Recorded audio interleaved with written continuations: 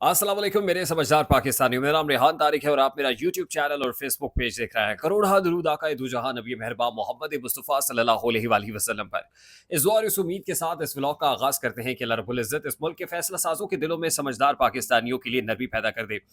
एक नहीं, दो नहीं बल्कि 3-3 एक्सक्लूसिव खबरें हैं जो आज के इस व्लॉग में आपके साथ शेयर करेंगे और तीनों ही बहुत अहम हैं। तीनों के अपने पॉलिटिकल इम्प्लिकेशंस हैं और इस वक्त जो मुल्क की सियासी सूरत हाल है उसके तनाजुर में तो तीनों खबरें यकीनन अपने असरात बड़े गहरे असरात रखती हैं। तो सबसे पहले पहली खबर की जानिब बढ़ते हैं और पहली खबर ही एक्सटेंशन से मुताल्लिक है। आप समझ रहे होंगे कि chief justice of Pakistan justice Qazi फ़ाज़ीसा की एक्सटेंशन है। तो ऐसा नहीं है, उसके लिए तो हुकूमत वैसे भरपूर तैयारियां कर रही है कि कॉन्स्टिट्यूशनल कोर्ट का उनको चीफ जस्टिस लगा दिया जाए और प्लान अभी चौपट हुआ नहीं है, बल्कि उसके लिए हुकूमत ने जो तैयारी की है उसकी एक हल्की सी झलक मैंने अर्लियर व्लॉग में भी आपके सामने रखी थी, क्योंकि ये कुछ कानूनी मामलात हैं, कुछ आईनी तरमीम का मामला है। तो आर्टिकल 215 है constitution of Islamic Republic of Pakistan का, आर्टिकल 215 है जिसके साथ हुकूमत ने छेड़छाड़ का फैसला कर लिया है। और इस छेड़छाड़ का जो बुनियादी मकसद है वो किसी खास शख्सियत को नवाजना है। और वो खास शख्सियत ऐसी है कि जिसने हुकूमत के लिए बड़े बड़े काम करके दिए हैं और अब फिर हुकूमत उसी खास शख्सियत पे तकिया किए हुए है। उस खास शख्सियत का ताल्लुक इलेक्शन कमीशन ऑफ पाकिस्तान से। अब आप समझ गए होंगे कि मैं chief election commissioner Sikandar Sultan Raja साहब की बात कर रहा हूँ। वैसे तो सिकंदर सुल्तान राजा साहब और इलेक्शन कमीशन मेंबरान के लिए एक चीज़ तो तय कर दी गई है। मैं आपको ये बता दूं कि राजा साहब जो हैं उनकी तकर्री 2020 में हुई थी। ये 26 जनवरी 2020 की बात है जब उनकी तकर्री हुई थी और ये तकर्री 5 साल के लिए हुई थी। यानी वो अपना जो टेन्योर है वो 26 जनवरी 2025 को मुकम्मल करने जा रहे हैं। यानी लगभग 2-3 महीने रहते हैं। तो वो कहते हैं ना, अभी ना जाओ छोड़ के दिल अभी भरा नहीं।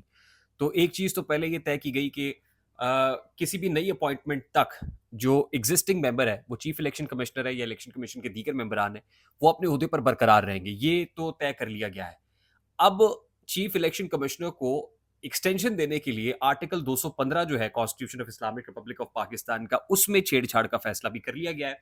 और हमारे मुसद्दका ज़राए इस खबर की तस्दीक कर रहे हैं कि chief election commissioner Sikandar Sultan Raja साहब को रिटेन करने के लिए, मैंने कहा है ना कि स्टेटस को बरकरार रखना इस हुकूमत की और इस्टेब्लिशमेंट की अव्वलीन इस वक्त ड्यूटी नज़र आ रही है कि सबसे जो बुनियादी चीज़ है वो ये समझते हैं कि स्टेटस को बरकरार रखा जाए। वो चीफ जस्टिस से लेके chief of the army staff, वजीर आजम, चीफ इलेक्शन कमिश्नर, सबको बरकरार रखना इस वक्त इस हुकूमत की लेजिटिमेसी के लिए बहुत ही अहम दिखाई दे रहा है। और उसमें हमारे ज़रा ये बता रहे हैं कि chief election commissioner Sikandar Sultan Raja साहब को बरकरार रखना भी इस हुकूमत की लेजिटिमेसी के लिए इंतहाई अहम हो गया है। उसके बाद इंपॉर्टेंट चीज़ ये है कि आज ही मैं ज़रा जो सबसे अहम खबर है उसकी तरफ ज़रा आगे जाके बढ़ता हूँ। वो बहुत ही अहम है और गुज़श्ता कोई 1 डेढ़ हफ़्ते से उसके ऊपर हम काम कर रहे हैं। उससे पहले मैं आपको ये बता दूँ कि जो हुकूमत ने एक ऑर्डिनेंस आज इश्यू किया है और वो supreme court practice and procedure तरमीमी एक्ट जो है, उस वो तरमीमी ऑर्डिनेंस है, वो वफाकी काबीना ने मंजूर किया। उसके बाद सदर ममलिकत ने उसके ऊपर दस्तखत भी कर दिए और इसके खदोखाल मैंने अर्लियर व्लॉग में आपके सामने रखे थे।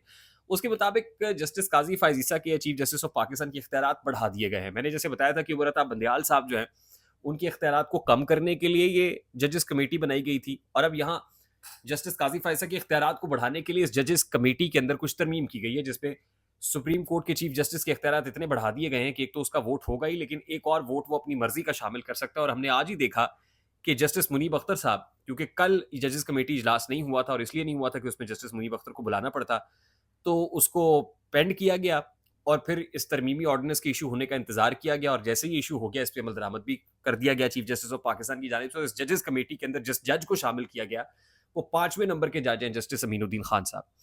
यानी ये लग रहा है कि मैच फिक्सिंग है।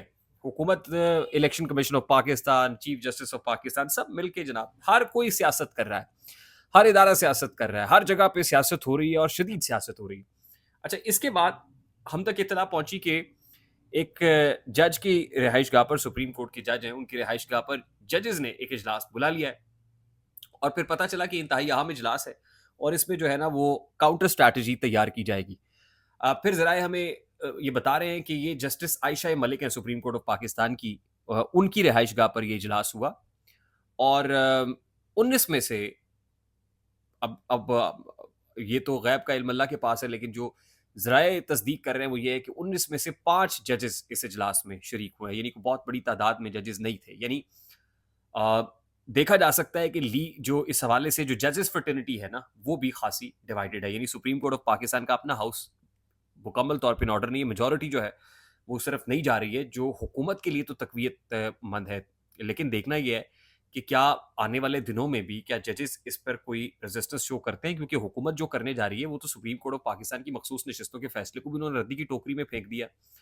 जैसे उमर बंदयाल साहब का फैसला था 14 मई के इंतखाबात का, और उस पे कंटेम्प्ट वो नहीं लगा के गए, उस पे बड़े वीक साबित हुए और कॉम्प्रोमाइज़ कर गए। क्या ये जजेस जो है, जो मेजॉरिटी का फैसला है मखसूस नशिस्तों का, वो कोई कंटेम्प्ट लगाएँगे? वो बेंच कंटेम्प्ट लगा सकेगा? और क्या अपने फैसले के ऊपर पहरेदारी देगा? ये एक बहुत बड़ा सवाल है। आने वाले दिनों में जो सियासत है ना, जो माहौल है इस वक़्त का, वो इसी सवाल के गिर्द गर्दिश करेगा। अच्छा, अब बढ़ते हैं जनाब उस स्टोरी की जानिब जो सबसे अहम स्टोरी है, और इस स्टोरी के मुताबिक वज़ीर आज़म शहबाज शरीफ साहब की मुलाकात बड़ी हंगामी नौइयत की पार्टी के सदर, पार्टी कायद नवाज शरीफ साहब से हुई, और ये मुलाकात जाती उमरा में हुई, जहाँ पर एक अहम तकर्रुरी के हवाले से ज़राए बता रहे हैं कि बातचीत की गई है।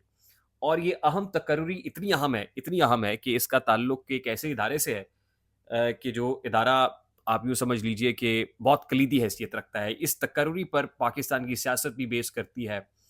पाकिस्तान के जो सूरत-ए-हाल है, जो सारा पॉलिटिकल कैनवस के ऊपर जोड़-तोड़ मामलात सारे इधर-उधर के, ये सब इसी तकर्रुरी के ऊपर बेस करते हैं। और उस तकर्रुरी के लिए हम भी 1 डेढ़ हफ्ते से आपको ये कह रहे थे कि वो जिस पोस्ट पे होनी है, उस पोस्ट पे जो एग्ज़िस्टिंग शख्सियत है, उनका टेन्योर मुकम्मल हो चुका है। और हमने आपको बताया था कि देखना ये है ना कि उस टेन्योर के मुकम्मल होने के बाद उसको एक्सटेंड किया जाता है या यहाँ पर कोई नई शख्सियत आ जाती है।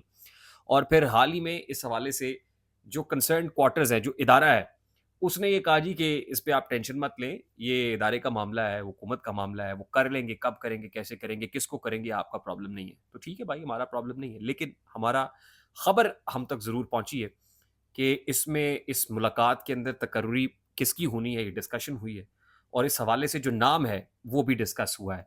और नाम एक ऐसी शख्सियत का जो ऑलरेडी पंजाब में एक बड़ी ही अहम पोस्ट के ऊपर है, बहुत अहम पोस्ट के ऊपर है, और दावा ये हो रहा है कि उस शख्सियत को ये अहम पोस्ट मिलने जा रही है। आई होप मैं बड़े मोहतात अंदाज़ में आपको अपना मैसेज कन्वे कर पाया हूँ, अक्लमंद के लिए इशारा ही काफ़ी है। मेरी बात आप तक पहुँची हो तो कमेंट ज़रूर कीजिएगा, वीडियो पसंद आए तो लाइक और शेयर करना ज़रूर मत भूलिएगा।